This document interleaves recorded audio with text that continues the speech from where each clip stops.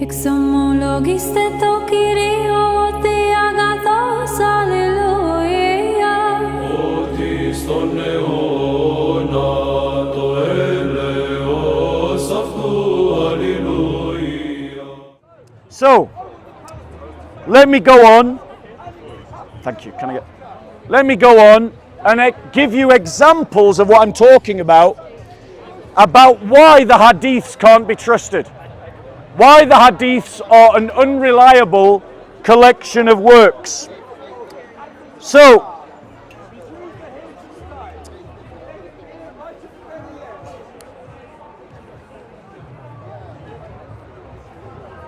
let me give you an example. So I'm going to give you examples of contradictions in the hadiths. Now the thing that you've got to ask yourself is if all hadiths are reliable, and I don't mean all, I mean in the Sahih Muslim and Sahih Bukhari collection, if these are hadiths that are reliable, ladies and gentlemen, given in good memory about Muhammad, why do they have contradictions within them? So for example, in Sahih Muslim 10:3886, the price of a camel is 1 uqiyah. But in Sahih al-Muslim 10:3891, the price of a camel is 5 uqiyahs. But in Sahih al-Muslim 10:3893, the price of a camel is 2 uqiyahs. But in Sahih al-Muslim 10:3895, the price of a camel is 4 dinars. So what's the price of a camel according to Muhammad? Well, it depends which hadith you read. Why do the hadiths have such contradictions inside of them? Let me give you another example. How old was Muhammad? According to Bukhari 456 and 747 and 456748, he was 60 years old. But according to Sahih al-Bukhari 558242 and 559742, Muhammad was 63 years old. So how old was Muhammad when he died? Your hadiths give different answers. How long did Muhammad stay in Mecca after the revelation was given? According to Bukhari 456747 and 456748, Muhammad stayed in Mecca for 10 years. But according to Bukhari 558190 and 559741, Muhammad stayed in Mecca for 13 years. So was it 10 or was it 13? How old was Muhammad when he died? We've already talked about that, but we have another answer. Was it 60? Was it 63? Or was it 65? Because according to Sahih al-Muslim 305805, he was 65 years old. Here's another contradiction in the hadiths. In Sahih al-Bukhari,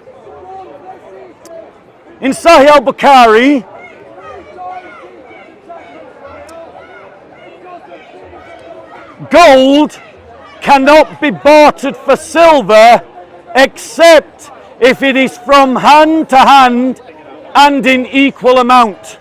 And you see that in Sahih al-Bukhari 334334. However, in Sahih al-Bukhari 334388, there are no restrictions on how gold is to be sold for silver. So what's going on in your hadiths? Your hadiths are contradicting themselves. Now Muslims come up to Christians all the time and say, because of biblical contradiction, the Bible has been changed and the Bible can't be trusted.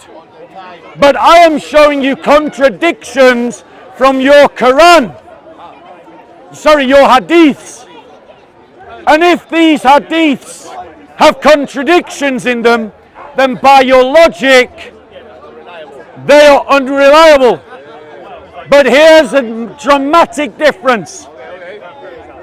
The point of your hadiths, Muslims, is that your hadiths are teaching you about the life and sayings of Muhammad and what Muhammad forbade. If they contradict themselves, then that means that your sunnah cannot be trusted. And you use your sunnah to interpret your Quran. But, ladies and gentlemen, the Christian Bible doesn't work like a rule book. It teaches us works of righteousness by teaching us a portrait of Jesus. A portrait of Jesus that doesn't necessitate the absence of prima facie contradiction. And so the scriptures are reliable to the end that they are created for. But your hadiths are not sufficient for the end that yours were created for. Let me give another example. In fact, I'll stop there. Any questions on that point? Any questions? The hadiths written all at the same time under one sort of supervisor or... Good question. The hadiths were not written at the same time. They were not written with any controlling mechanism until around about 200 years after Muhammad, when a science was developed to try and remove fake from true hadiths. But the point is that that science emerged 200 years after Muhammad died, which meant that the damage was already done. Fake hadiths had already largely entered into the corpus of hadith. The corpus hadith were full of lies.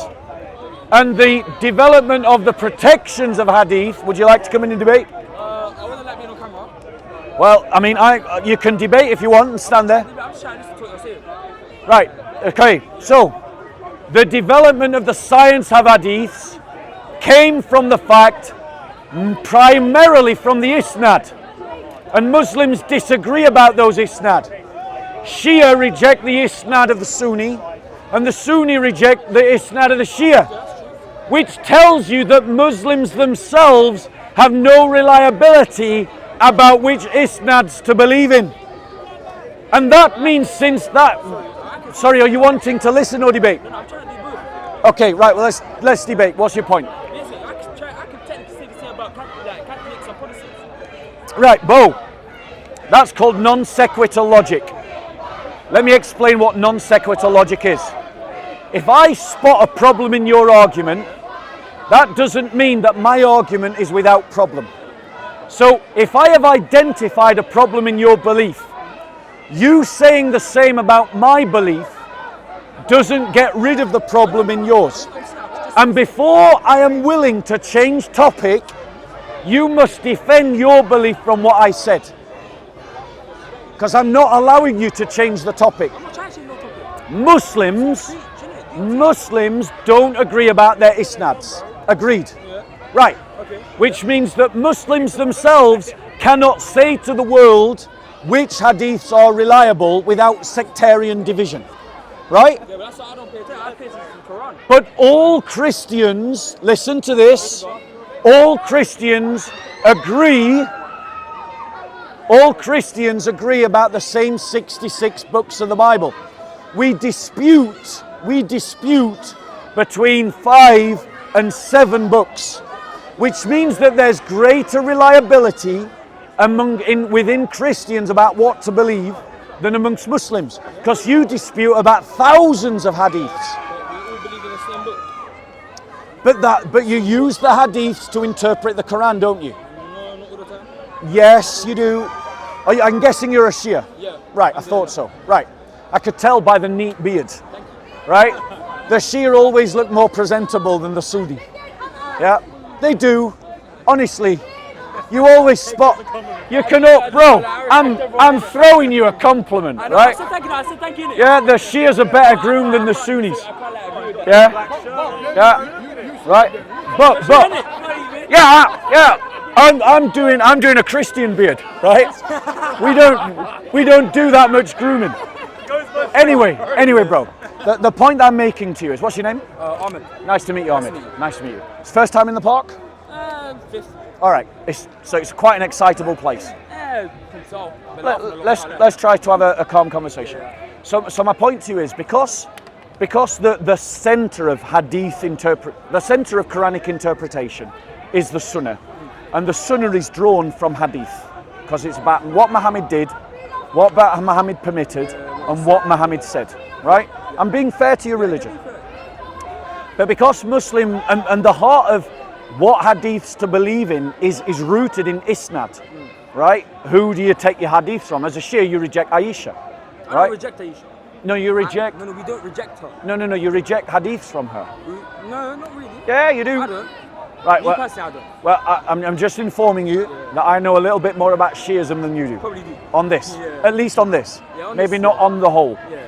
But the point I'm making to you is that since Muslims can't agree about which isnads are reliable, it throws the whole exercise into disrepute, right? Yeah.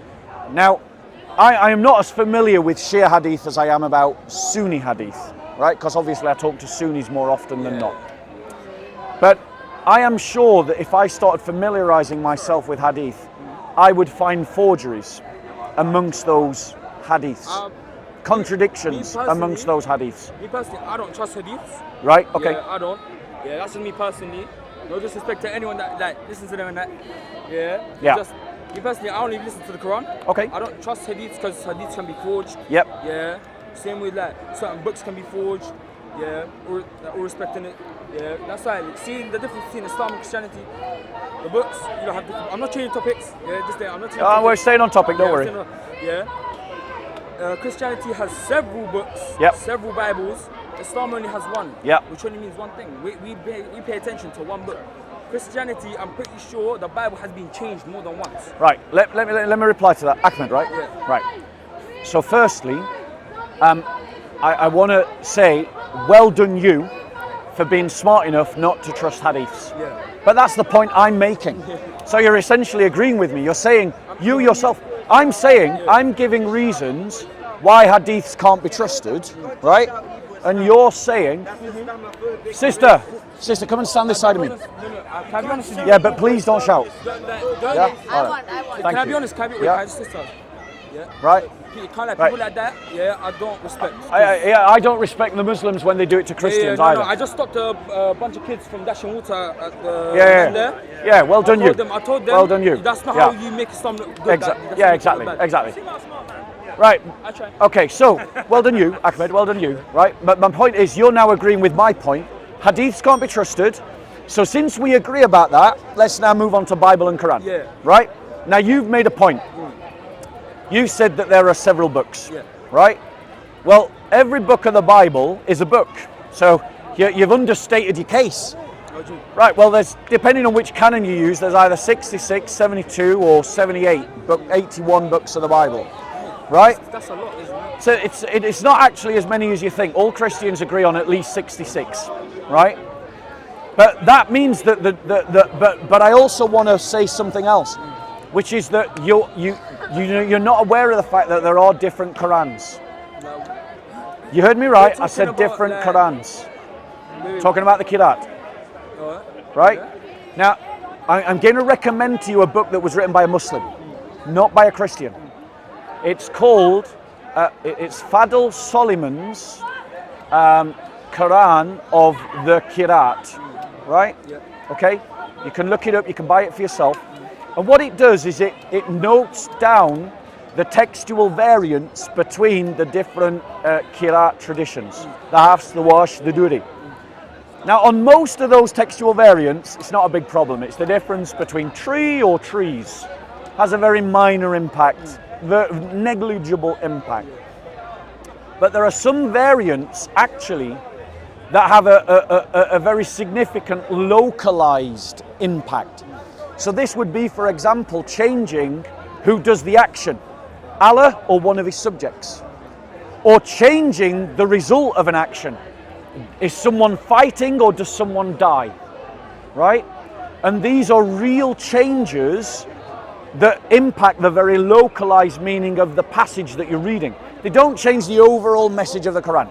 The overall message of the Quran, no matter which version of the Quran you read, is still that Muhammad is the Prophet of Allah, still that there's one God, still that this is the Quran that's sent down from Allah, still that the Christians and Jews have lied about their book.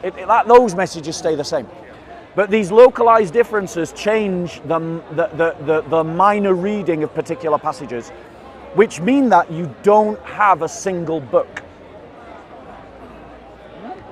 Huh? Right. Wait, that confused me. Yeah, let me explain it again. Right, say you write a book for me. Yeah. Right? And what I do is I change the book that you write, in which I change the characters that do something. And rather than character A doing something, I say character B did something. And I flip them around. Right? And rather than saying somebody died, I said somebody fought, right? Because as you know, not everybody who fights dies. Not everybody who dies fights. Yeah? Would you say to me that I've changed your book? Yeah. Right. That is exactly what you see in the Qiraat. And it's not me that's brought attention to this. Fadl Solomon's Quran, the 10 readings of the Qiraat, he's the one that highlighted all of this. He's a Muslim scholar from Egypt. I didn't even know the Quran was, there's different versions of the Quran. I think there's only one. No, there's not. No, but like, that doesn't make sense though. Quran Yeah. cannot be changed. But that's you know how many people have been memorized? Right. But the thing is, right, Ahmed, this is the point. You only believe that the Quran can't be changed because that's what you've been told being a kid. We've not been told that, have we, as Christians? So we just looked at the Quran to see if it's been changed, and we found evidence that it has, because we never start from the assumption that it hasn't been changed. You only think that it can't be changed because you've been told that since you were a little hopper crawling around on the floor. You're telling me if I buy a Quran, from 3 different people, it's all going to be different. If you buy a Hafs Quran, a Warsh Quran, and a Duri Quran, they are going to be different. They can't be Qurans. Wait, hold on, what? I'm telling you, bro, Ahmed, I'm not lying to you, This is what academics are saying, not just Christian academics, Muslim academics. I'm not the best person to speak about this, because I'm learning about my religion as well. Right. Yeah. I know that you're a Shia, right? Yeah. And so as a Shia, both of us think that the Sunnis are a bit... Nah. No, let me finish. Yeah, let me finish. Do you know who Muhammad Hijab is? Yeah. Right. Do you know who Yasser Qadhi is? No. Right. Yasser Qadhi is a top Muslim Sunni scholar, right? Muhammad Hijab did a live stream with Yasser Qadhi, and he asked him this question: if I gave to you a blank mushaf, what would you write in the blank mushaf? Yasser Qadhi did not reply, oh, I would write down simply the Quran. He didn't say that. Do you know what he said? He said, Haki. It's not that simple. It's not that simple, Haki. Right? Now, Muhammad Hijab and Yasser Qadhi both deleted this video, but not until Christians had made copies of it. Right? So this moment is Yasser Qadhi admitting on camera that he is aware of the fact that there are textual variants between different Qurans. And so to simply say, let me give you a blank mushaf, what will you write in it, is not simple, because the first question you've got to answer is which Qiraat will you write in it? I'm telling you, bro, I'm teaching you your deen here. Right? I'm not old school. I'm still learning about my own religion. Yeah. I'm not the best Muslim. I'm not the worst. But my Muslim. point to you is, if you're saying to us as Christians, I don't know what to reply with. so let me continue. If you're saying to me as a Christian, We can't trust the Bible because you got different Bibles. You can't trust it. Right, good. Because we really can trust the Bible. With that, what Islam taught me, respect people's beliefs, let them do their thing. Yeah. If they want to learn about Islam, they can learn about Islam. If they want to like, become Muslim, they can become Muslim. Yeah. Never disrespect anyone's religion. Bro, it's getting, we're about to get rained on. Let me give you a quick gift let me give you a quick, can I have my, just as a sign that I really appreciated the good spirit in which you engaged in the conversation. Thank you. Have you got a Bible, bro? Yeah, I do. I read the Bible. Right. Well, let me give you. If you've got a Bible, let me give you that as a gift. It just talks about some good Christians who've done good things in the past. I actually read this. Yeah. All right. Look after yourself. Really nice to speak to you, Ahmed. Take care. Right. Grab your microphones, guys. What happened there? What happened there? Wrap it up. Yeah, I'd like an umbrella. Oh, no. What happened there, Bob? Right, so basically, guys, the typical Muslim heckler thought that he could come in and heckle me without being challenged. When I challenged him, as always, he ran away. When I challenged the entire Muslim community in the park to defend their hadiths, they were completely powerless and unable to defend their hadiths from challenge. And this Shia Muslim knows better than most Muslims because he himself rejects hadith, showing that I'm not alone in rejecting hadith, even Muslims do it. And right now, ladies and gentlemen, because of the rain, I'm going to go indoors. If you're a Christian and you want to join me for a coffee, you're more than welcome to join me. I'll be going to the usual place. Just come with me and follow me now. Right, grab your microphones. Let me get that mic, Bob Sealer. Mikey Taylor. Are you wanting to come for a coffee? Yeah, I'll come. Yeah, you might as well. I want to stay here for a bit. No, I'm going, man. Take a break.